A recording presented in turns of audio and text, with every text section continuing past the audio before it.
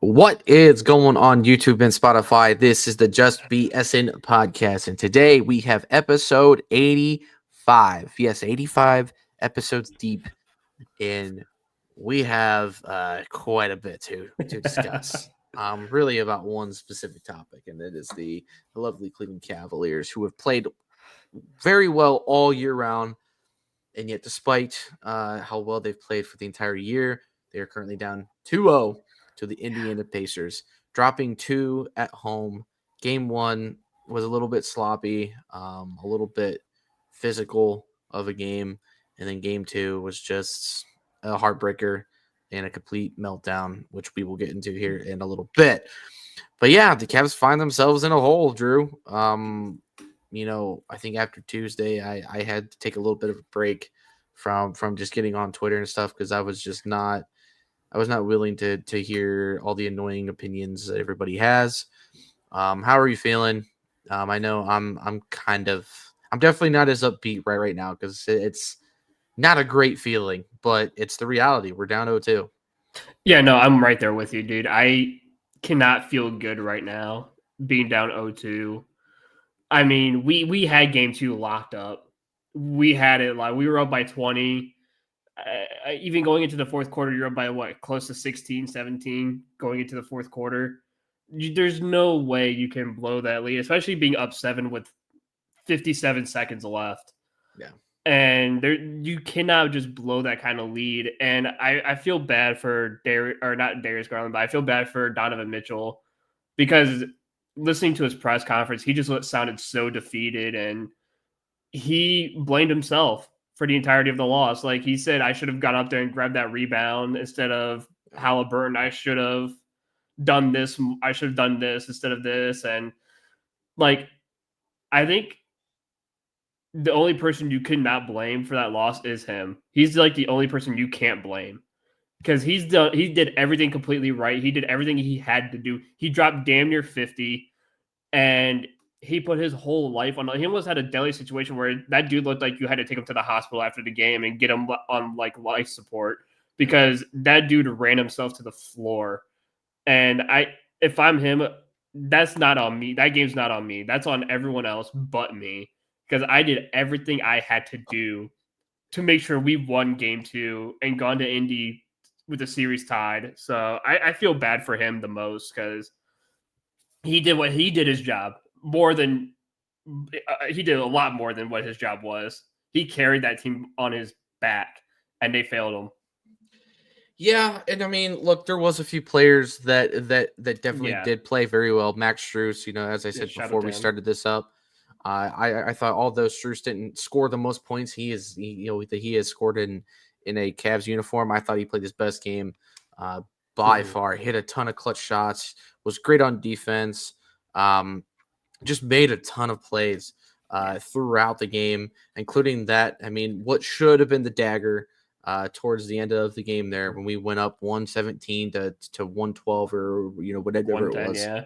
and you had the chance to win that game right there.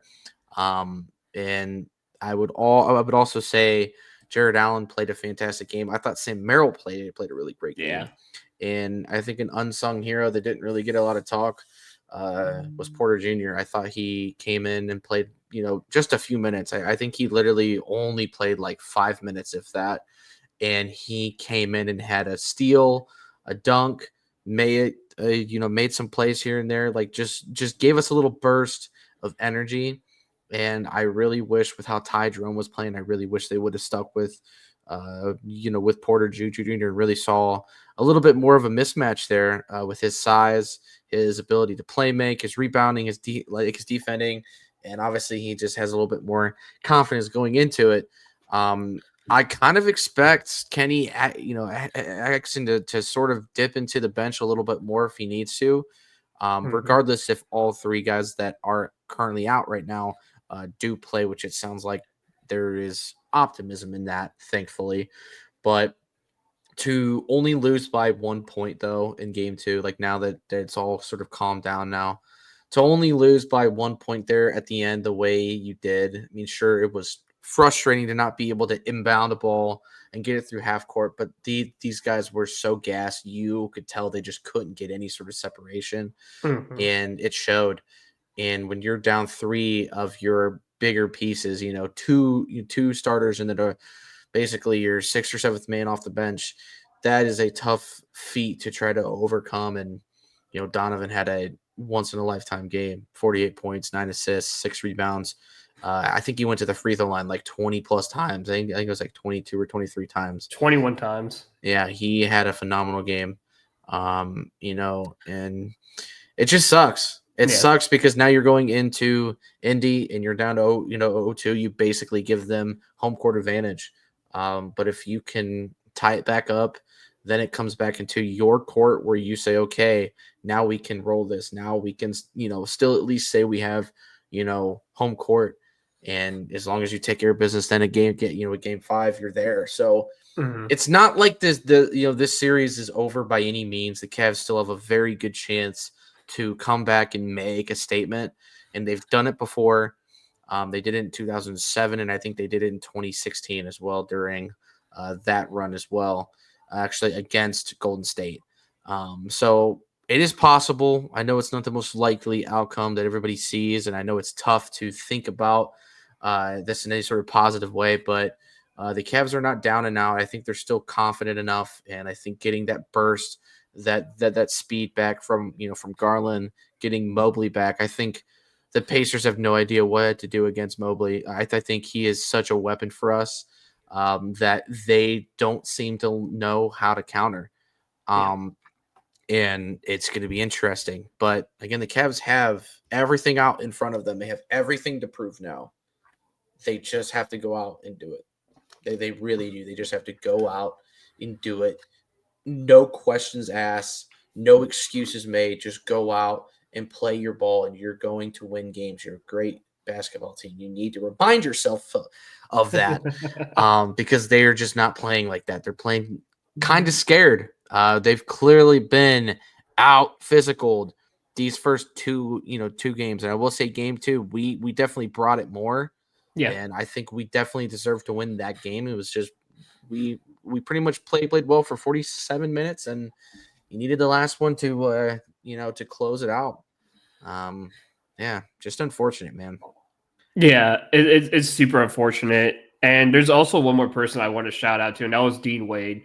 Mm-hmm. Um, Dean Wade had 10 rebounds in place of Evan Mobley, and that man was a machine on the glass, whether it was offensive or defensively.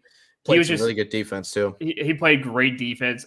He had 7 defensive rebounds and 3 offensive rebounds. He also had a steal. I mean, just absolute great game there from Dean Wade. Like again, it's just one of those things where you don't ask him to shoot the ball. You just ask him to go out there, play good defense, and just get rebounds and get on the glass and get physical. And that's exactly what he did. He gave you chance after chance and opportunities to, get second chance buckets and keep you in this ball game. And I believe they took him out for, I think it was Ty Jerome at the very end on the last Halliburton free throw because Yeah. they wanted to push the floor or whatever, get something out there. And I was like, I don't know why you would do that because he's been one of your best rebounders in the game. He could have went up there and maybe gotten that rebound. And to take him off the floor in that moment was kind of gut wrenching. And of course, the shot was over Ty Jerome, which again, you bring in the height of Dean Wade, who's like 6'9", and he matches that height of Halliburton. He probably might have gotten something on that ball, or he might have put Halliburton off to where he misses that jumper. Yeah. And I think you just, with that substitution, you kind of just screwed yourself in that moment. I would have left Dean Wade on the floor and just let him either fight for the rebound or make that D up against Halliburton. So I mean, I definitely think you could sort of say the same thing with Okoro. I mean, you really don't need him to do much on offense. Like, I don't want to see either him or Wade take any threes, but no, I do want them out there to defend and help push the floor, help make life uncomfortable. Like, dude, that first half, we were, especially that first quarter, we smothered Indiana. Like they Yeah. could not get a shot off. They could hardly get it past half court without us just being in their face. And so you do know, and like I think that's why I don't feel totally bad about the loss because again, despite going down 2, we did find something during game 2 that we can now build off of and adjust and say, listen, it just comes down to guts. It comes out to physicality and it comes down to who wants it more. And Mm-hmm. the Cavs have to prove that they want it more because right now the Pacers absolutely want it more. And before this series, you and I both, have so much respect for the Pacers. Like Yeah, we both absolutely. knew that this was going to be a hard series. I don't think anybody could have predicted 0-2 to start, to lose both at home. That's just it's a very wild thing. But then again, you see Boston down 0-2 to the Knicks as well. So luckily, we're not the only one struggling. But Yeah. dude, this is a weird second round for a lot of teams right now. Yeah, and honestly, the ongoing joke was would OKC blow it to Denver and they go 0-2 and all the best teams go down 0-2 early and And instead, they blow out they freaking blow them out Denver. by like 50.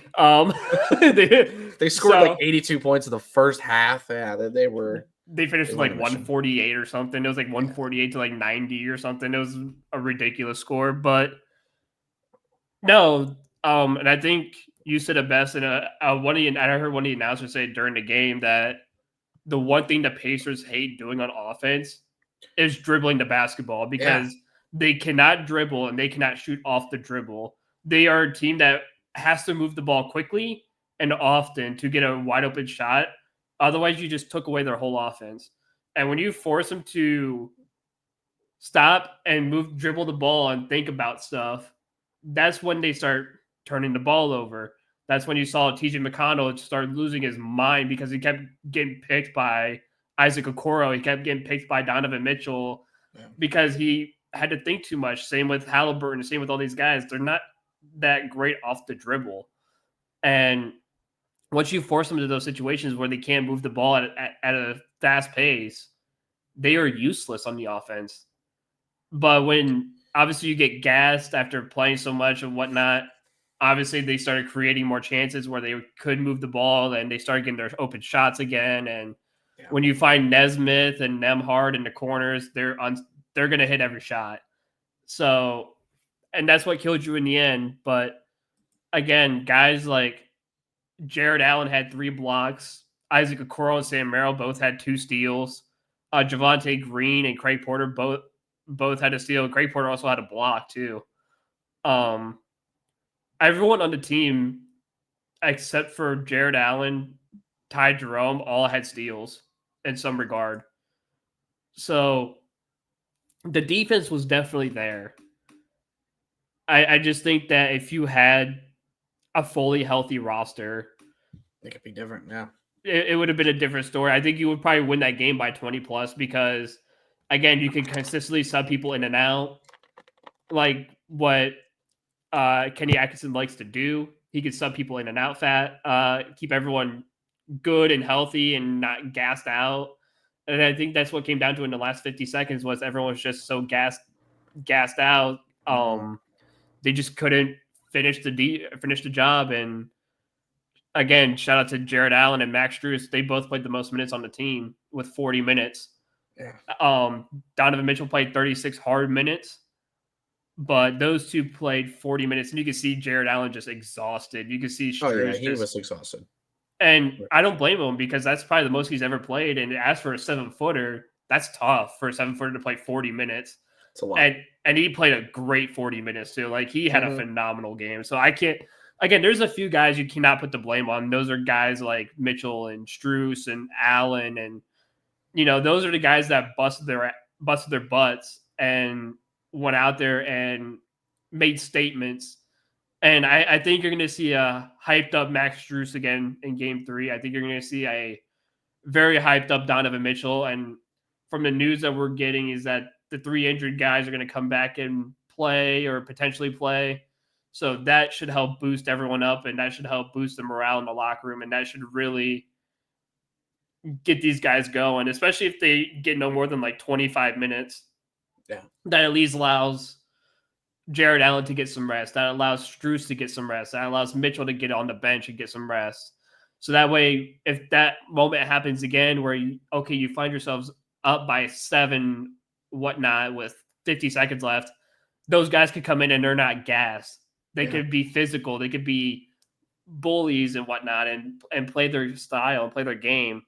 And I saw this stat too that night, is that the Pacers twice in this postseason have won a game down 7 with exactly 1 minute and 7 seconds left. Have come back and won both of those games. Obviously, the first one was in the first series that they had. And then obviously they just did it against us a few nights ago.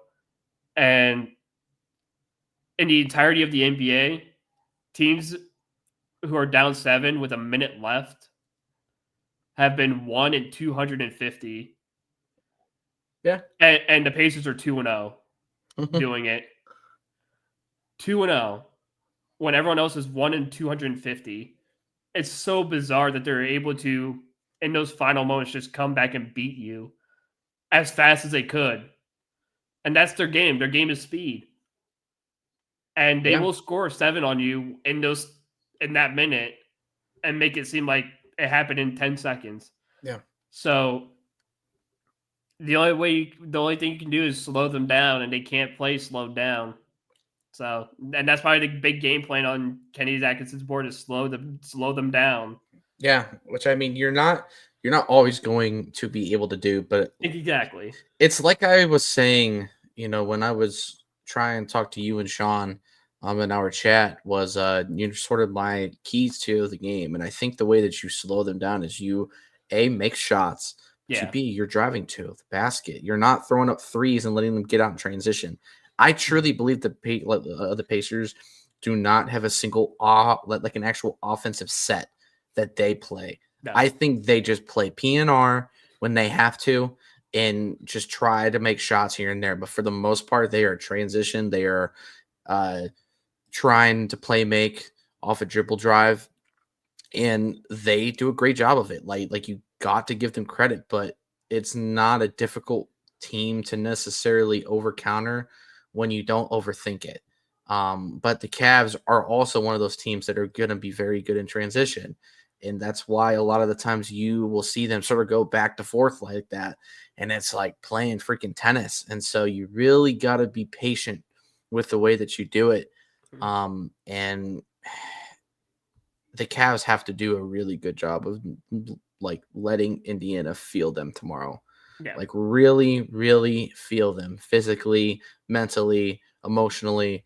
And once the Cavs get one game, it'll get their confidence back going. But one thing I refuse to see anymore is Ty Jerome having these bad games. Dude, you got to wake up. It's freaking round 2 of the playoffs. No excuses of the moment being too big. You've talked all this year about wanting to be ready for the moment and always preparing, and yet here you are looking like Matthew Dellavedova in 2015. Except I think he still made way more shots than you are right now in this series. 1 in 14 with 2 points is abysmal, especially when you also factor in turnovers.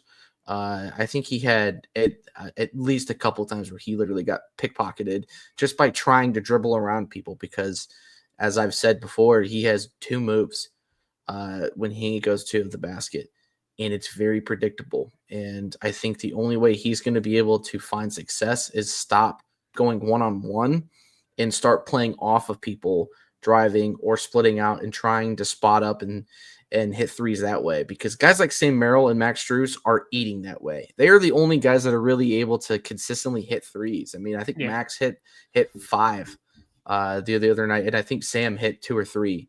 Sam was 4 of 9 from 3. Yeah. Strus was 5 of 12. Yeah.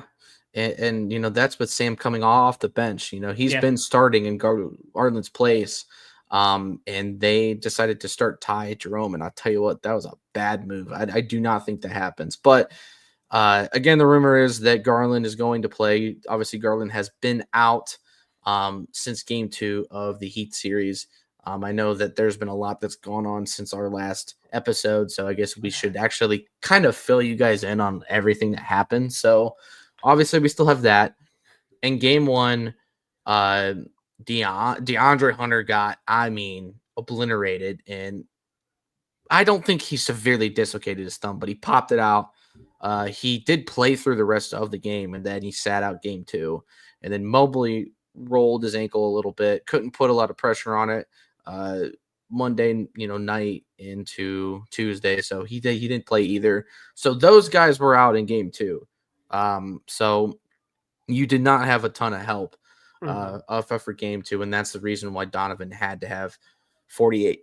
It honestly, he honestly needed 50 to win. I mean, it sucks, but that's the only way. Or if Ty Jerome just scores 10 points in that game, you're talking about a 6 or 7 point win at that point. And you also got to think too, Halliburton is not a good 3-point shooter.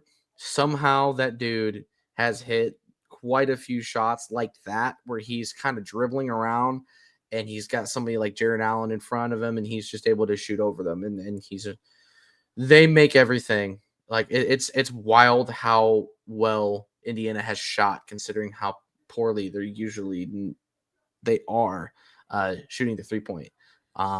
It's been a weird series, but it is fluky. I get it. I know we could make the other excuses of the officiating, which we saw the last 2-minute report from Tuesday night, and it was awful. There was a lane violation for 2 different guys on the Pacers on the putback that almost decapitated Donovan freaking Mitchell on that play too. Didn't call anything there. So then that putback wouldn't have counted. I think there was another foul that didn't get called. There was just a lot of stuff that happened in that 2 minutes that these freaking refs got wrong. And yet we are not going to be able to hold them accountable because nobody is allowed to talk negatively about officiating without getting fined 15 grand. So, there's a lot of excuses. And I hate the fact that we have to come up here and say that on a podcast of like, man, if we had this, we would have been fine. Or if these things didn't happen. The fact is the Cavs melted down during game 2. Like whether we want to accept it or not, whether we want to say, oh, this shouldn't happen or this shouldn't happen. The fact is they melted down and they cannot afford to do that any longer. And the Cavs are very well aware of that. But man, oh man, they have got to grow up. And they have to realize that this stuff should not be taken for granted. This Pacers team is good. They are relentless. They are young. They're a talented team. And I'll tell you what, if they beat us and Boston winds up losing to New York, I can see the Pacers being the Eastern Conference Final champion because I don't see the Knicks being able to keep up with them at all. No. But hopefully that's not the case. Hopefully the Cavs come back, tie up this series, and hopefully they win 4 straight and go 6. That's being really optimistic, and I don't want to put too much out there. But I do have sort of a opinion about the injuries, the way that they've been dealt with, or at least my thoughts on getting injured like these. Like it's different tearing an ACL or having a bone break, or even with Steph Curry's case where he has a strained hamstring and that they're like, hey, he's out for a week. They automatically did it. So one, I'm really tired of the Cavs saying that guys are questionable or game time decisions when really they should just have shut down for a week or 2 if you knew that Garland was this hurt. But I've had turf toe before. It sucks. It does. It does. It sucks. But we also didn't have the resources that these guys do. Nope. We didn't have cortisone shots. We didn't have insoles that you can put in your shoe to pad it up better. You don't have the ability to just go out and buy a special pair of sneakers in order to move around in them better. Like, we didn't have those resources. These guys do. It is the playoffs. You see Donovan limping around after an amazing game, and he did not make. They literally asked him, they're like, "Are you going to be good for Friday?" He's like, "I'm going to be good for Friday," without question. There was nothing debated whatsoever. It was, yeah, I'm going to be fine. I'll be ready, because that's that sort of Kobe mentality that players don't have nowadays. And I get the difference between wanting to protect yourself to make sure you don't, further injure yourself to a point where you're tearing, such as something very important, or, having to break a bone or whatever, to really where you're shut down for months. But it is the playoffs. Ankle sprains are manageable. I don't know how many times I've sprained my ankle. I could probably show you my ankle, and it's still the size of a golf ball. Or actually, probably more like a baseball, to be honest with you. I've played on a partially dislocated shoulder my senior year of football. It sucked. I had days and nights where I've literally cried myself to sleep because it was so painful. I had games where I could use one side of my body, and that was it. There are just some things that you have to manage and sacrifice when it's in the moment like that. And I was just playing high school ball. I wasn't playing for jack crap. Like, we were 0-10 that year. I didn't have anything to play for. You guys are playing for the chance to compete for an NBA championship. Screw your turf toe. Screw your ankle. Screw your thumb. All three guys should play. I don't care if you are at 50%, 70%, 100%. It is better than sitting down. And I know there are people on this app that are going to say, "Oh, well, I heavily disagree," and, "Oh, well, you don't know what it's like," or blah, blah, blah. I'm just telling you, the old school way, the old school mentality is gone, and it sucks. And I hate that I sound like that kind of old man of like, "Man, kids these days don't know how to, do this," or "Kids nowadays aren't, built for this." Like, yeah, some guys aren't built for this, but it comes a point where you have to play through some things. At this point of the season, you were going to be banged up regardless. So you got to play through some injury. You got to play through some bumps and bruises. It just is what it is. And again, I know I sound a little rough in saying that, and there's going to be people that totally disagree with me, and that's fine. But it's playoff time. Hobble yourself out there and go will yourself to win. After seeing Donovan play the way he did on Tuesday night, none of those guys should ever sit out another game unless they tear something severe or break a bone. You should be out there. If you can be out there, screw what the medical are saying. All right? It's so frustrating. And I know people are going to even use the example of Baker when he was with the Browns, and, "Oh, well, he should have sat out during his his shoulder and all that." Yeah, he should have. That is a different kind of injury. Yeah. That heavily dictated the way he was throwing the ball, the way that he could take hits. With Garland, I get it. He's not going to be able to move around very well. But again, it's manageable. It is a little painful, but it is freaking manageable, man. It's about pain management, and it's about just, again, willing yourself. So I don't know if you have anything different to say about that. I've been pretty vocal in our chats about how I totally feel about this, but it's inexcusable. And now you're talking about going into Indianapolis down 0-2 because we didn't have three of our top guys when it matters. Like, my eyes, it is twitching right now just by the thought of the thing that we have to deal with now. So why not? Yeah, no, things could have been a lot different. Even if Garland just played, I don't mind that Mobley or Hunter didn't play, because obviously there's fresh injuries. They just happened, and they were going to come back after a day of rest. That's just not going to happen. But Garland has been dealing with this since what, like April, almost Technically, yeah. technically. So he's been dealing with this for almost a month now. And at this point, man, it's been 2, 3 weeks. How much pain? Like, I get it, you're in pain, and it's all about pain management. But At some point, you, you got to make a decision and say, yeah, listen, I know what you're telling me. I'm telling you I'm playing. yeah, exactly. And I'm just wondering if Garland has an awful pain tolerance where everything just hurts. Like he barely gets a splinter and it's like breaking a finger to him. But like you said, me and you have played sports where we've injured our feet, our toes all the time. My knee, like My dude, knee, everything. yeah. I've heard a And, lot. but again, like you said, we didn't have the resources. We barely even had trainers at our high schools and whatnot.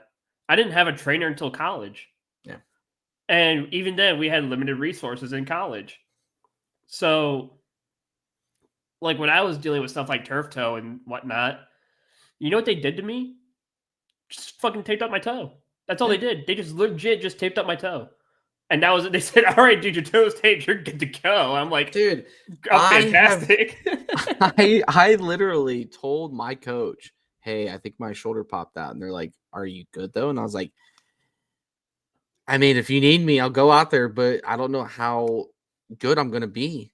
And they're like, "All right, Mhm. go for it." And then the next day we do our lift and dude, I'm not even kidding you. Like this is a true thing. I was literally crying during our lift because we were doing like one arm RDLs, like Yeah, doing this, and I was like, dude, my shoulder is. I couldn't sleep on my left side for like about a month or month and a half.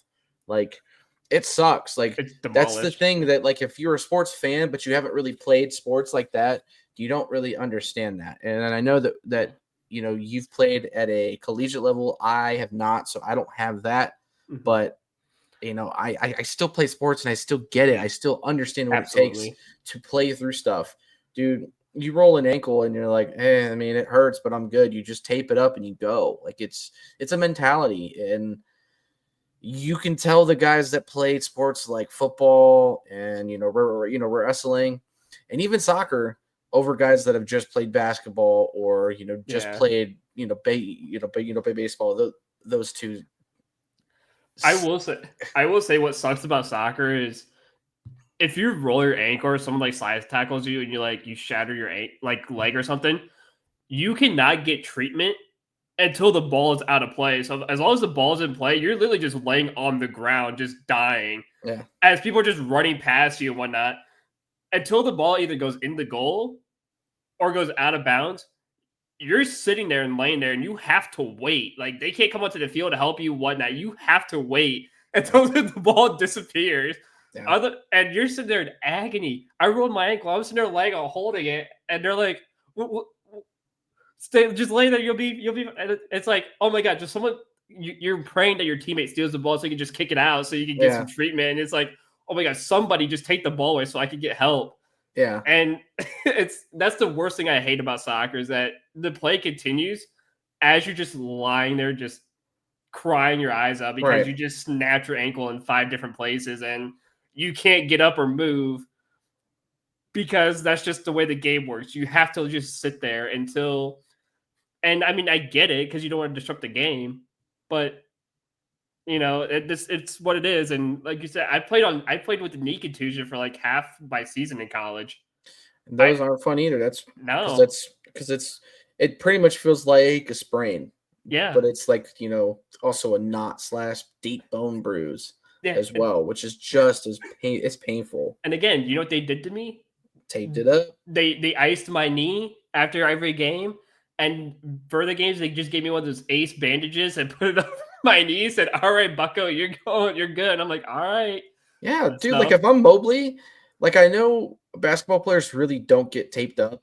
If I'm Mobley, I'm like, hey, tape up my ankle underneath my sock, and then I'll, put my sock on or something. Or I'll wear some sort of ankle sleeve or brace, whatever. But like I'm gonna just give it support. And hey, if mhm. I roll it again, I roll it again. But like I'm gonna keep playing, you'll keep playing through it. it's about the moment. It's about Exactly. sacrificing a little bit of yourself for the team. And like I know that in some ways that can kind of be a toxic way of thinking about it. But if you've played sports and you are competitive enough, you understand what that means. You understand what that takes. And sometimes it really just takes sure willpower. I Yeah. remember my old quarterback in high school sprained not one but both of his ankles at the same time pretty much. He was a little bit of a klutz, let's be honest. And the coaches made him run 30 times in that game. Hmm. Okay. Um, our running backs played through a ton of ankle and injuries, knee, hit injuries, everything, man. We played through so much. And this is just Same. high school ball. Yeah. Like, dude, honestly, I think high school ball is where you really Tough it get up. injured, but but B you also learn like, hey, like Yeah. this is how you're gonna play through stuff. And then in college, like, oh crap, I can actually sit out and like I'm not gonna get guilt tripped if I can't walk, for a Yeah. week. And I get it, man. I get these guys make a ton of money, but I'm sorry, a turf toe or a sprained ankle isn't gonna keep you out for a really really long time in the off season. Like you're going to be able to rehab it within a month or two and you're going to feel great. Even the dislocated thumb, like Hunter should play. I think he's the most likely one out Oh of the yeah, three to he's play playing. regardless. Yeah. um I'm honestly surprised he didn't play game two. I really thought at the very least he would, because although it's on his shooting hand, it'll be a little painful. You just kind of wrap it up and you just say, hey, I'm going to play the way that I got to play. I'm still going to be me. Because I mean, dude, you'll see guys pop a thumb or even their index finger and they just, okay, I'm good. And then they're back in. And Yeah. he pretty much did that in game one. And it's just, he was sore, it was swollen a little bit. But I mean, again, it's stuff that you can play through. It's one Hmm. thing when it's severe injuries, you obviously don't want to do that. But when they are not severe enough and you feel like you can play, it's just about pain tolerance. Hmm. It's about giving yourself as much support as you can, and you ride it out. Because if Garland plays tomorrow, he's gonna have to ride this out through the rest of the playoffs. Like Postseason. Yeah. it's gonna linger. It's gonna affect him for the next 2 months if we go on our run. Yep. But he's at least got to show up and be there. And this is the other point that I was gonna make. And this is a hot one. I This is a hot one. Um, if Garland can't play, like let's say he ends up staying out tomorrow, and then we go down 3-0, and then he can't play game four. If that does happen, I think his chances of getting traded go up immensely. And I think that's a thing that you might want to think about, because there are plenty of guys that are going to be available. Even if you wanted to put him in a package with Allen and send them over to Milwaukee and go get a guy named Giannis, you can go do something like that. The contracts would link up. Um, am I saying go out and do that? No, but I'm saying if Garland messes around and Garland has another year where he is injured and he can't perform at the end of the year when Donovan is hobbling to the finish line, that is a culture setting that you need to sort of show the guys, like, hey, if we are going to win, we need guys that are going to be tough and ready to compete at all times.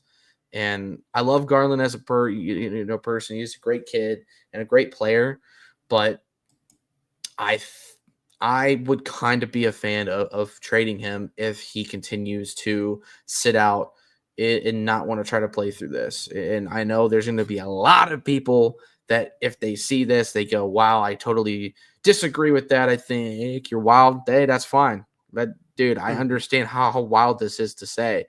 But um, this is kind of a reality. And I'm not the only one that has said this on X today. There's been quite a few fans that have been sort of lingering, wanting to trade him. And last year, after the playoffs, I wanted to trade Garland. I thought Garland or Allen were the two guys that were going to be on the hot seat, and then they ended up extending Allen with Donovan. So in Mobley. But Mobley completely untouchable. Obviously Donovan completely untouchable, and I think even Hunter completely untouchable. After that, anybody could technically be free game. Hopefully all that doesn't happen. Like, I'm obviously not rooting for it. I'm really not rooting for anything like that. But it is a reality that we may have to face. And so, yeah, that's kind of how things are going to go. I don't know what happened to Andrew. I'm back. What did you do? My computer just completely froze. Like, I didn't lose internet or anything. My computer just completely That's weird. That's funny. So it just crashed on me for a second. Luckily, I'm back, so it didn't take too long. But yeah. Don't worry. Yeah, I don't know if you have anything else to add about the Garland thing. But yeah, I mean, I've thought about that a lot since game 2, and it's kind of a reality that could very well happen if we wind up getting swept, because that is also a reality here. Yeah, no, it's definitely a reality, and I agreed with a lot of what you said on Garland, because at this point, it's got to be a toughness issue with Garland. And don't get me wrong, if it was something that happened to do with his face, I'd be perfectly okay with him sitting out. Because, again, he's had multiple injuries to his jaw, his, orbital eye fracture. He's had so many issues with his face. Like, if he got smacked in the face again and went down, I'd be like, listen, I understand. That's where he's got injured the most, and obviously it's going to affect him quite a bit. But I'm sorry, dude. A sprained big toe it's a different one for me. Like, again, me and you have played on turf toes and sprained toes and whatnot. I remember when I was 3 years old, I had toes. I had surgery on all my toes on both feet because they were overlapped when I was a kid and they were crooked as hell. And so my mom had to take me to the hospital so I could get surgery on all my toes, and she would get mad because I would run out of my cast. Yeah. And so I was running at 3 years old in cast with broken and arranged toes. So if I could do that at 3, then you could play on a sprained toe.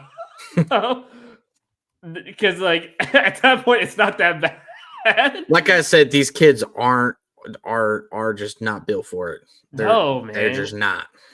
Like, I've played with a concussion. like, was it dumb? Absolutely. Was I a little dizzy during the game? Absolutely. Right. I could have had something going on, but you know what? I played through it. I avoided heading the ball. I can tell you that. If the ball came to my head, I kind of ducked a little bit.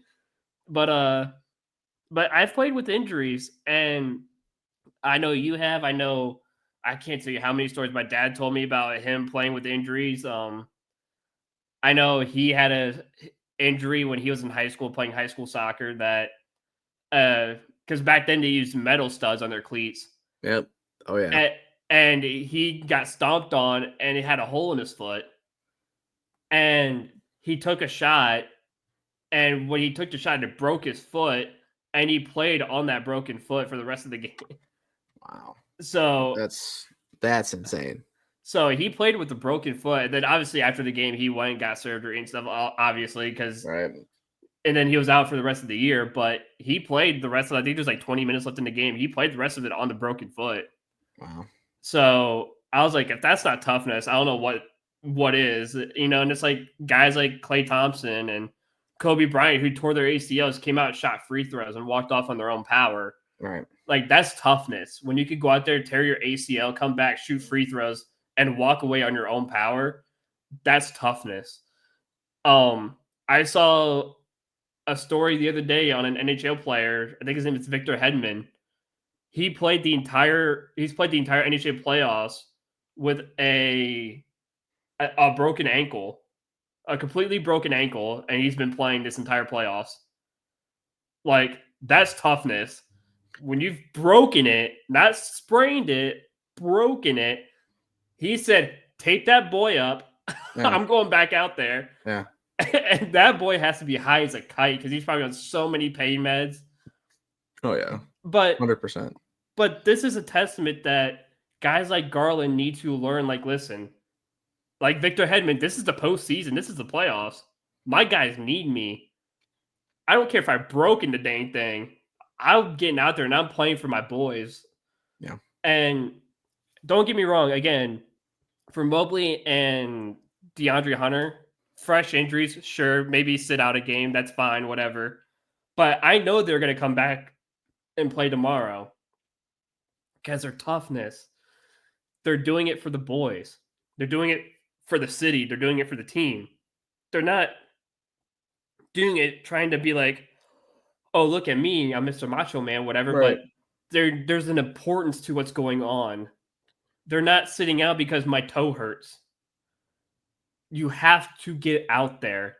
Otherwise, Kobe Altman is going to look at you and be like, we need someone in here who's a little bit more tougher than you are and Plus, we is need willing size to. at the guard position. Yeah. So Donovan can be the point guard. yeah. It's not We'll like get, we need to run 2 points. and with how the Cavs have been the last couple of years, I'm sure there's a lot of point guards who would love to play in Cleveland right now. Mm-hmm. And Absolutely. so there's an easy replacement. So if I'm Garland, I'm looking at like, listen, I got to get out there and not even just get out there. I got to get out there and ball out and step up. Yeah. Again, we're not asking you to drop 30. Yeah. We're just asking you to go out there, drop a casual like 15. Give us 15 and 5 assists. And listen, we will take that. And it's the same with like Evan Mobley. Go out there and give me like 15 or 10 and give me 10 boards. For DeAndre Hunter, go out there and just play good defense and just give me, if you can, give me a little something on offense. Give me a little something on offense, but give me everything you got. Yeah, just give me something. At that point, give me everything you got because now we're in the hole. Like we're down 0-2. This is where you're going to learn about what this team is made of. Yep. We have not faced a ton of adversity this year with how good we've been. This is it. This is it. This is finally where you're like, all right, we have finally faced some adversity as a group here. How are we going to respond? And that is the one thing that I am kind of excited to see, despite how I feel about where I think the series is going to go. The optimism in the coaching staff and Donovan especially. Jason Lloyd was on 92.3 The Fan today, and he was saying, Donovan's will to win, like his want to win at a high level. He's like the only other person that I've ever interviewed with or seen as a player that has matched that is LeBron. He's like him and LeBron are so similar in that regard. Donovan has never made it out of the second round of the playoffs. Like how annoying that is for him when he's nearing the age of 30, when he's been in the league for now as long as he has, and being as good of a player as he has, he wants to win. That's why he's out there. So these young cats have got to say, hey, we have to follow his lead, but we also have to back him up. It's not just about following. It's about going with him, saying, I'm in the foxhole with you. I'm going to duke it out with you. We got this. Like, and that's all you can ask from these guys. But like when you're sitting out for this long, it is sort of a testament to your toughness. And I don't care what Brian Windhorst is saying about, he wants to be out there, but medically they haven't cleared him yet. I was like, I'm sure he's been cleared. They've just advised him to sit out, and so he will, because these guys make too much damn money to where they don't want to ruin their career and blah blah blah. I was like, dude, it's a turf toe, for God's sake, it's turf toe. Everybody has had it at least once if they've played sports. You know what turf toe is. It's a sprained big toe. It's wild to me. And I think that's the biggest part of why I hate how so much money gets dropped on players.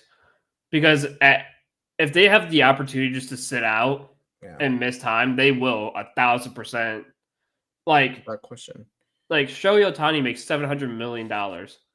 You think if he had turf toe and they said you're going to be out for like 2 weeks, he's going to be like, oh, absolutely. Like, I will take all that time in the world, maybe a little bit longer, just just to enjoy some free time and just heal up, quote unquote. Watson. But yeah, basically what Watson's doing with us now at the Browns. I'm sure that dude could. That dude's just taking away money. Oh, He's 100%. he's accepting that free money. Highway robbery. Doesn't care. Yeah, doesn't care. So, but again, for Garland, it's time to show up and show out, man. This is Especially when you had what happened to you last year. Like you had all yeah, of this motivation to be this clutch player, and really be reliable, and yet you're not here when we need you the most, but only when we really don't need you in March. We yeah, don't need you in March. We need you now in May, in June. That's when we need you. yeah. It's so unfortunate, and I hope he does play. And to be honest, I think he does. I think he has to. I mean, well, I think he does too. But in my regard, is I hope he plays, and I hope he drops. I hope he shuts the world up and drops like 20, 25 plus, and just it would goes be a huge boost. and just go crazy. If he does that, that would be the most biggest boost that this team could have, because then everyone's gonna be like, "Oh, we are so back," Yeah. and The confidence goes up. and that this team's gonna be like, "Oh yeah, we're gonna win 4 straight. Yeah. We're gonna go out there and win 4 straight. Go out of this like nothing ever happened in those first 2 games." And I mean, they're capable of doing it. Like it's not like it's the most impossible thing for this group to do. It's just Indiana has played really good. But despite that, again, we played them well without 3 of our top guys, and they only beat us by one of the last second shot in a fluky last minute of the game. Like, again, these first 2 games have been really fluky, and it's just time for the Cavs to take back their game, play the game that they know they need to play, slow the hell out of the Pacers, and you will be fine. So, with that said, before we end, what are some of your keys or just things that you want to see the Cavs do a little bit better than they did in Game 2 in order to win here in Game 3 on Friday? I think what needs to happen is, number one, continue to drive to the basket, continue to attack the basket, because they're not gonna bother defending it, and they're gonna foul you as much as possible. Number two, because I'm gonna have 3. Number 2, you have to limit guys like Nemhard and Nesmith from shooting threes, because that's where they are absolutely killing you the most. It's not them getting to the basket. It's not them getting to the free throw line. It's those 2. And I would even throw guys like Obi Toppin and Siakam are killing you in the 3-point game. You have to do better to defend that. Force them to the basket. Force them to take tough shots. Do what you did, exactly what you did in the first quarter. Force them to take tough shots, and force them only into taking 2s. And then the last thing is, if possible, the ball movement that we've seen all year needs to come back. You need to get guys open looks. Guys like Strus, Sam Merrill. These guys have been hot the last couple games already. You need to get these guys open as much as possible. Donovan, if he could start hitting threes like he did against Miami, this whole series is turned upside down. Yeah. Because he's one for like 20 in the last 2 games in 3-point shots.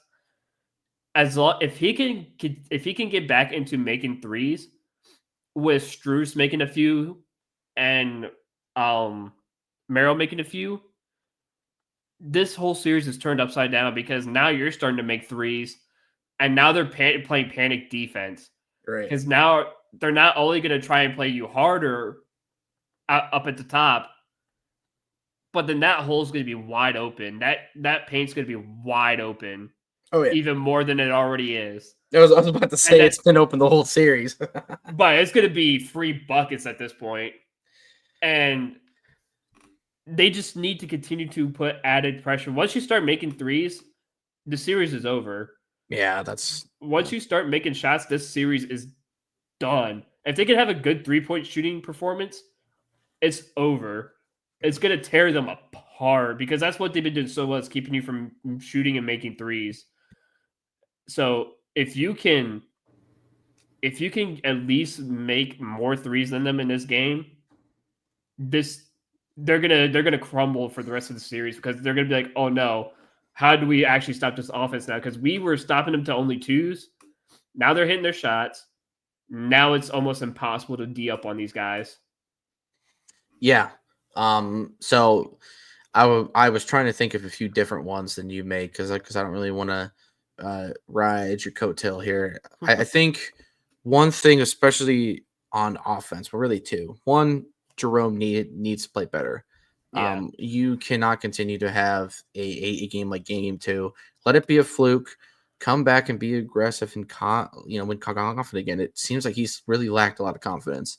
So I'm really looking at him to play a much better game. But the other thing on offense that I really want the Cavs to emphasize a little more is moving without the basketball. We need our shooters to be moving around on offense to make the Pacers get all out of whack. And that's how we are going to not only create shots inside, but also on the outside more. Play off each other, like play the way that we've played. I think we get too in love with the ISO ball, especially Donovan when he gets in that mode of, when he has to kind of be a little bit of Superman for us. When he starts to shoot shots the way that he does and he just starts to brick threes, that's when you're like, dude, this is when momentums get shifted and we start losing it. If Donovan needs to play off ball, that's fine. Or if Donovan needs to facilitate a little bit more, that's fine. So with that said, continue to try to move without the ball, get good at that. And really, again, make the Pacers work on defense, and it's going to help make them work a little bit less on offense to really slow them down. And then, I mean, really three, I think you have to continue what you started in game two on defense. We were smothering the Pacers, man. Like they could not put up a shot. They could barely get over half court. We were doing such a great job of making them turn the ball over and really riding that momentum. But you can't let them linger around, and they're going to, especially like at home now. Like I don't really think we're going to come out to no big leads at any point throughout the rest of this playoff. It would be nice if we came into game three and just blew the doors off them, but I just don't see that as a reality. Yeah. But the Cavs just have to come out now fearless. Like screw whatever opinions you have or whatever added pressure you feel like you have because you're the one seed.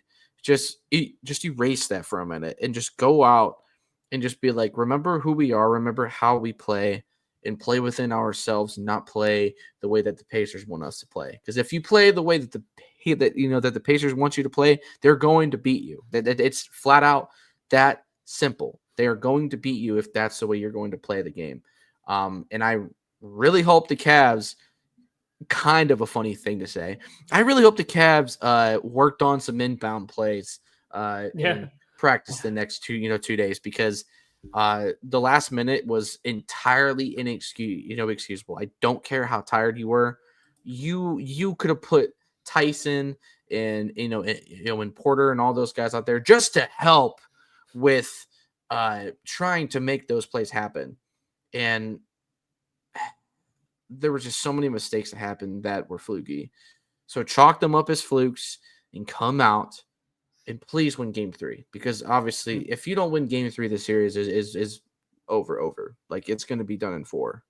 But if you win tomorrow, and then you win, what will it be? Probably Sunday or Monday. Probably Sunday if I had to guess.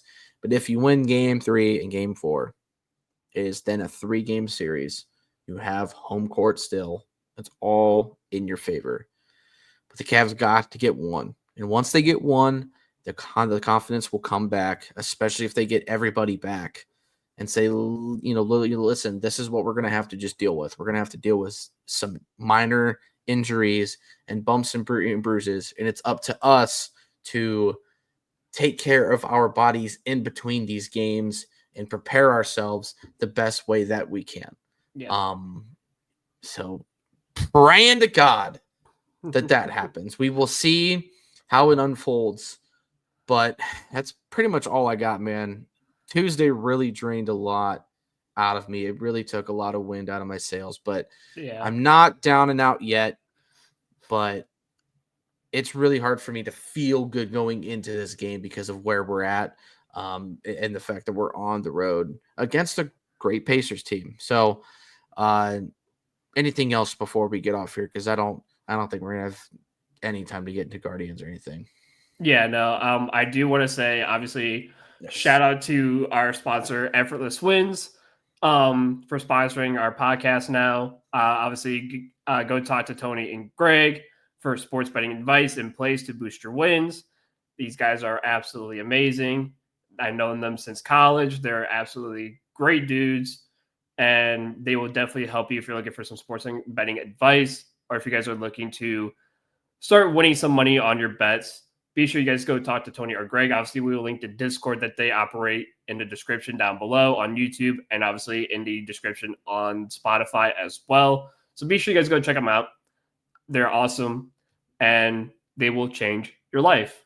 So check them out. In the YouTube video, it's probably going to be put in the comments because for some reason it wouldn't let us put the link in the bio, so we're just going to put it in the comments. But Spotify, it should be in the bio. We shouldn't have any issues. I don't know why YouTube was doing that.